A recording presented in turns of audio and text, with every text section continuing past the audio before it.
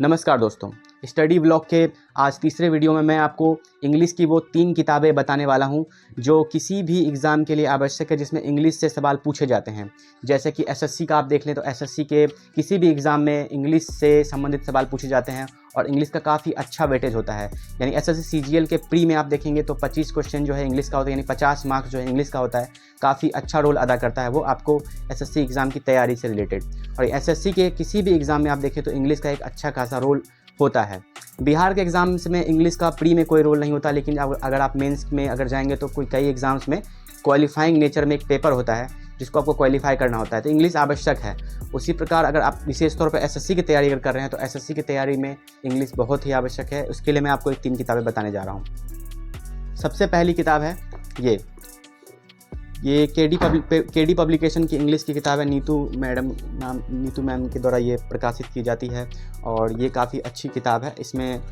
इसको मैं अभी आपको आप स्क्रीन पर देख सकते हैं कि इसको मैं दिखा रहा हूँ प्रत्येक पन्ने को। इसमें काफ़ी चैप्टर्स अच्छे से दिए हुए हैं। इसको आप देखेंगे तो मैं अंदर आपको दिखा रहा हूँ, आप स्क्रीन पर देख सकते हैं। तो verb, tense, passive voice, narration, इन सबों को बहुत अच्छे तरीके से एग्जाम्पल के साथ बताया गया है। ठीक है, तीसरी किताब जो मैं आपको बताऊंगा उसके लिए आप लास्ट तक वीडियो में बने रहेंगे। तो ये देखिए, इसमें काफ़ी अच्छे से इसको एक्सप्लेन किया गया है। तो ये किताब जो है बेसिक ग्रामर्स को क्लियर करने के लिए बहुत ही आवश्यक है।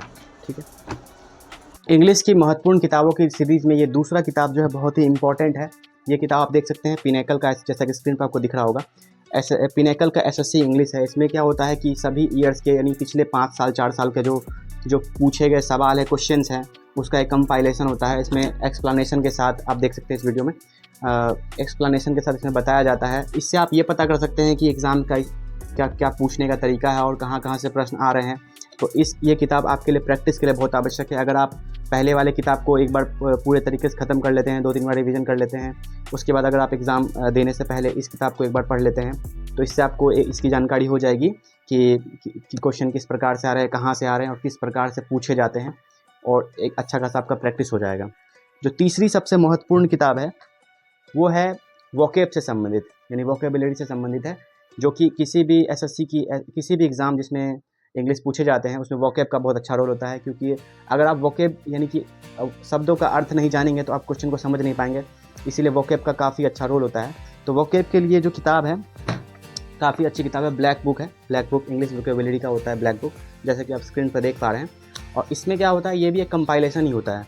कंपाइलेशन क्या है इसमें, जैसे कि रिपीटेटिव, जैसे बहुत बार कोई प्रश्न पूछे गए हैं, ईडीएम्स के हो गए, जैसे कि वन वर्ड सब्स्टिट्यूशन हो गए, या सिनोनिम एंटोनिम के कोई सवाल हो गए। इसमें एक कंपाइल करके इसको तैयार किया गया है, जिसमें सभी एंटोनिम सिनोनिम को एक जगह कर दिया गया है। एसएससी में जो पूछे गए सवाल होते हैं उनको सभी को, तो इसको पढ़ने से आपको ये हो जाएगा कि एक अच्छा वोकैब आपको नॉलेज में आ जाएगा। और अगर आपको मान लीजिए इस बुक से वोकैब नहीं भी आ रहा है तो ऐसा तो नहीं होता है, आ जाता है बहुत सारा, क्योंकि काफ़ी इसमें कलेक्शन है। लगभग इसमें आप देख सकते हैं कि 20,000 प्लस वर्ड्स हैं। तो इसमें अगर कोई वर्ड आपको नहीं भी आ रहा तो आपको एलिमिनेशन में काम आएगा। 4 ऑप्शन है मान लीजिए, तो उसमें 3 ऑप्शन अगर आपको पता है तो चौथा ऑलरेडी आंसर हो जाएगा। तो इसको एलिमिनेट करने में भी आपको वर्ड्स जो है बहुत आवश्यक होता है।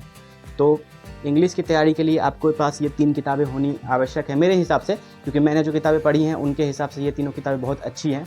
और वैसे आप सोचेंगे कि ये तीनों किताब पढ़ लेने से पूरा तैयारी हो जाएगा, ऐसा नहीं है। आपको कई बार लगातार टेस्ट देना पड़ेगा, टेस्ट देने के बाद एनालाइज करना पड़ेगा, फिर भी आप 50 में से 40-45 ला पाएंगे। फिर अगर बहुत रिपीटेटिव बहुत सारे एग्ज़ाम्स मतलब प्रैक्टिस करते रहेंगे, मॉक देते रहेंगे, तो टेक्स्ट बुक पर आप मॉक दे सकते हैं। टेक्स्ट बुक को मॉक देने के बाद आपका ये स्कोर जो है बूस्ट होगा।